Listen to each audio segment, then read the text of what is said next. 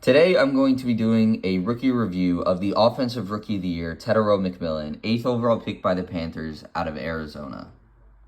One thing that jumped off the page immediately to me about McMillan was how smart he was against zone coverage. On this play, the Saints are going to be in a cover 3. These three DBs here, Kool-Aid McKinstry, Jonas Sanker, and I believe Alontae Taylor, are all going to drop back into their zones. This safety or corner right here is going to drop into this flat, and these linebackers are going to play the middle hooks. McMillan sees this immediately off the snap. He sees Kool-Aid drop back, this safety start flooding this way to cover this tight end. So he just breaks down in the middle of this zone, and it allows Bryce Young to get an easy completion to start the game off. This is really good stuff from a rookie in his first few games. Tet was also really good in the scramble drill. On this play, Bryce Young's going to get a little pressure from the backside here on Katie. McMillan's going to be running an out against a linebacker.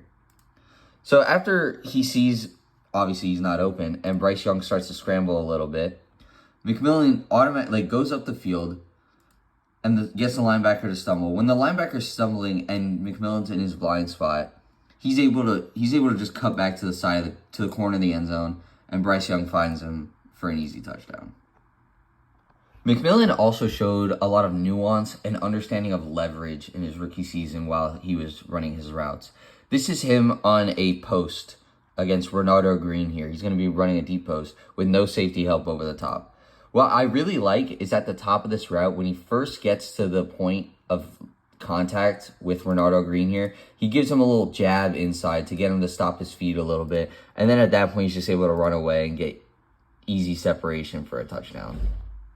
Here he is again against the Cowboys. The Panthers love to put McMillan on this route on either an in and up or an out and up, a slant and go. They ran these a ton, and McMillan got a lot of separation off of them. This is going to be against a cover 2 high, like cover 2 shell with Donovan Wilson as the safety right here.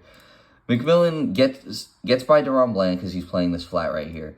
And all he needs to do is fake this little dig, which the Panthers also ran a ton of, was against zone coverage, was a 15-yard dig behind the linebackers. Wilson probably saw that on film, saw him cut, and was able to plant a foot and drive on this little cut right here. But once McMillan cuts up the field, Wilson's not able to adjust. He slips, and it's an easy touchdown. Last route running clip here. McMillan's lined up in the slot going up against Cole Bishop. He's going to run an out route against the inside leverage of Bishop.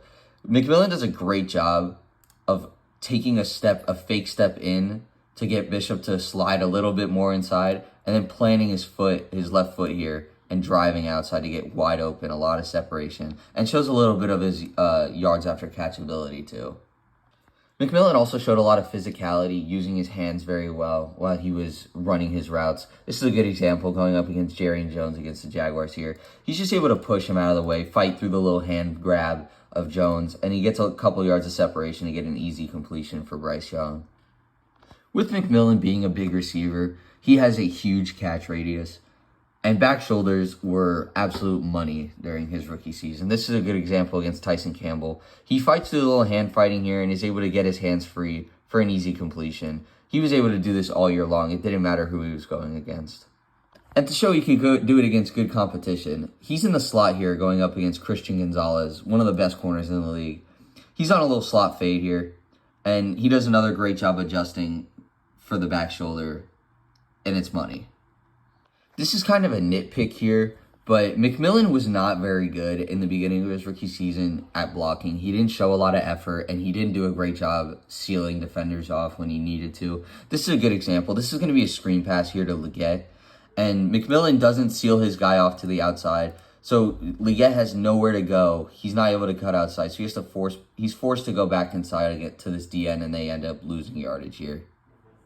He improved very quickly in this aspect, though. By week 6 against the Cowboys, I saw that he was a much improved run blocker. This is in week 9 against the Packers. The Panthers are going to run a reverse jet sweep, whatever you want to call it. And McMillan first gets a good run off, and then does a great job sealing his defender off and pushing him upfield so the runner's able to get extra yards. This is a great job, and he showed a ton of improvement. McMillan did have somewhat of a catch problem during his rookie year. He dropped some easy passes, and in this case, it led to an interception. He's at the top here running a slant. This should be an easy catch every time. Right in the hands, not a guy draped all over him, and it just hits off his hands and is picked off by the Cowboys. This is unacceptable. This is not something that should be happening. I'm sure he'll get it fixed, but this is just something that I noticed. It was a trend throughout his rookie season. Also, something I noticed was McMillan was not great in jump balls, which is kind of surprising for a guy that's 6'5", 210. I would like to see him in the coming years be much better at jump balls like this one. He's in one-on-one coverage against Jack Jones. He's just not able to come down with it. He gets a little bit of separation and he gets up there. He gets a good jump on the ball, but it just hits off his hands. I would like to see him come down with these a lot more often than he did in his rookie season. Overall, the guy won Offensive Rookie of the Year for a reason. He was great this year. A lot of my criticisms are just nitpicks because I had to find something because he was so good all year. I'd give him an A+ on this season.